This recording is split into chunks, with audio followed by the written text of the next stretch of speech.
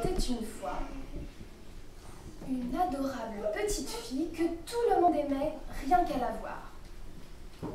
Et plus que tous, sa grand-mère, qui ne savait que faire ni que donner comme cadeau à l'enfant. Un jour, elle lui offrit un petit chaperon de velours rouge. Et la fillette le trouva si joli, il lui allait si bien, qu'elle ne voulut plus porter autre chose. Dès lors, on ne l'appela plus que le petit chaperon.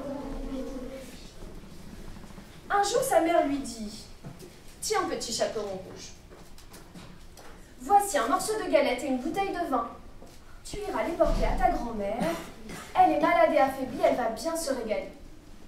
Fais vite avant qu'il ne fasse trop chaud. Et sois bien sage en chemin, ne va pas sauter de droite et de gauche pour aller tomber et me casser la bouteille. » Grand-mère n'aurait plus rien. Et puis dit bien bonjour en entrant. Je serai sage, je ferai de mon mieux.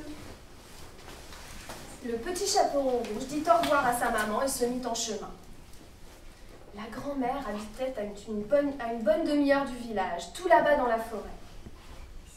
Et lorsque le petit chaperon rouge entra dans la forêt, ce fut pour rencontrer le loup. Bonjour, petit chaperon rouge. Bonjour, le loup. Où vas-tu de si bonne heure? Je vais chez ma mère grand. Qu'apportes-tu dans ton panier? Je lui apporte une galette et une bouteille de vin. C'est une bonne idée. Et dis-moi, où est-ce qu'il habite ta grand-mère? Ma grand-mère, elle habite à un quart d'heure après le bois, sous les 3 noisetiers. Ah. Fort de ce renseignement, le loup pensa « Un fameux régal, cette mignonne et tendre jeunesse, j'en ferai grâce chère. Meilleure encore que la grand-mère que je vais engloutir aussi. Mais attention, il faut être malin si tu veux les déguster l'une et l'autre. » Telles étaient les pensées du loup, tandis qu'il faisait un bout de conduite au petit chaperon rouge. Puis il dit tout en marchant « Regarde les jolies fleurs. Pourquoi tu ne les regardes pas, petit chaperon rouge? Et les oiseaux? Tu n'entends pas les oiseaux qui chantent? Tu vas tout droit, comme si tu allais à l'école, sans regarder la forêt qui est si jolie. Regarde! » Le petit chaperon rouge donna un coup d'œil alentour et vit danser les rayons du soleil à travers les arbres. Et puis partout des fleurs qui brillaient. Si j'en faisais un bouquet pour grand-mère, se dit-elle, cela lui ferait plaisir. Il est tôt et j'ai bien le temps d'en cueillir. Sans attendre, elle quitta le chemin pour entrer dans le sous-bois et cueillir des fleurs. Une ici, l'autre là. Mais la plus belle était toujours un peu plus loin et encore plus loin à l'intérieur de la forêt. Pendant ce temps, le loup courait tout droit à la maison de la grand-mère et frappait à la porte. Tic, tic, tic. Qui est là? Cria la grand-mère. C'est moi! C'est les petits chaperons rouges! Ouvre-moi! Tire la chevillette et la bobinette, chéra, cria la grand-mère. Je suis trop faible et ne peux me lever. Le loup tira le loquet, poussa la porte et entra pour s'avancer tout droit, sans dire un mot, jusqu'au lit de la grand-mère.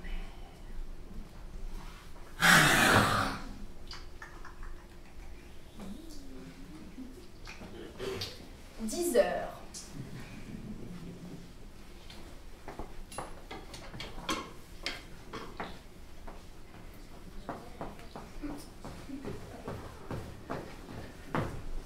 Heures 31.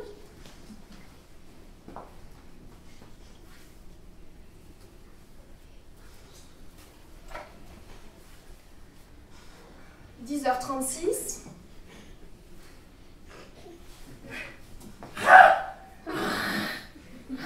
Mais qu'est-ce qu'elle fait? 10h40.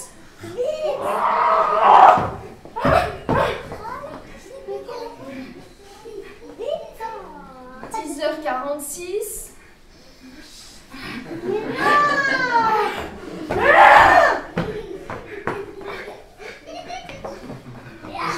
10h48. Vite, c'est une horreur.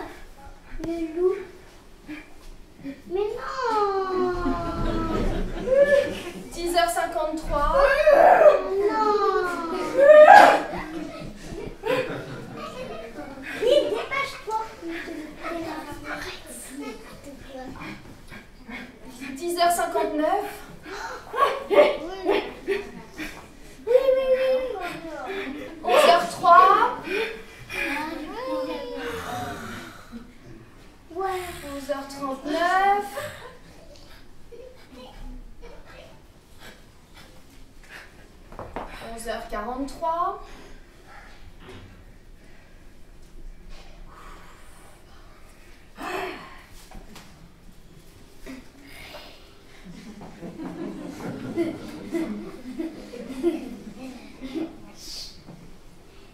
En arrivant devant la maison de grand-mère, le petit chaperon rouge avait trouvé la porte ouverte.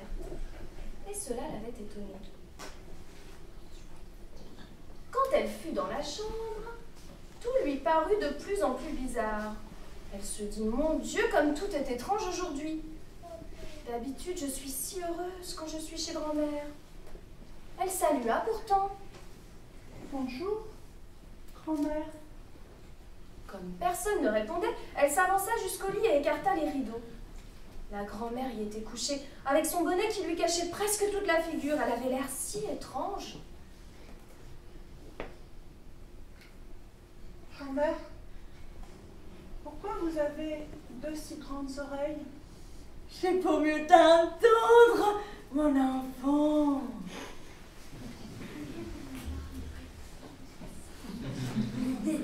Grand-mère, pourquoi vous avez de si grands yeux? C'est pour mieux te regarder, mon enfant. Grand-mère, pourquoi vous avez de si grands bras? C'est pour mieux t'embrasser, mon enfant. Grand-mère, pourquoi vous avez une si grande bouche? C'est pour mieux te manger.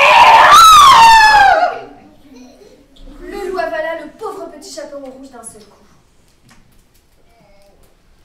Sa voracité satisfaite, il retourna se coucher dans le lit et s'endormit bientôt, ronflant de plus en plus fort.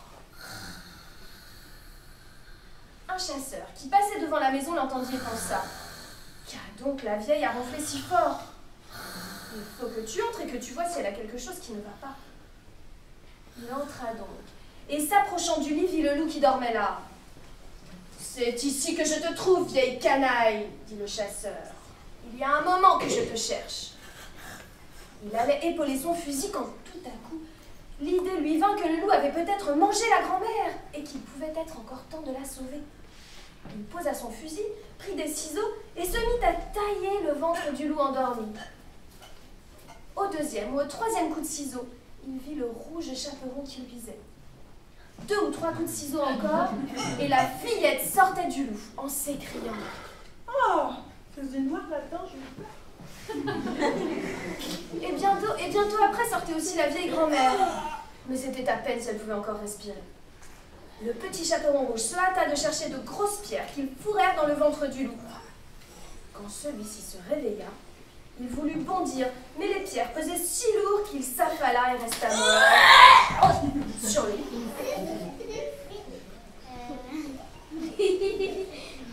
Tous les trois étaient bien contents. Le chasseur prit la peau du loup pour la ramener chez lui. Mais avant de partir, ils dégustèrent la bonne galette et le bon vin que le petit chaperon rouge avait apporté. Finalement, la journée se terminait bien.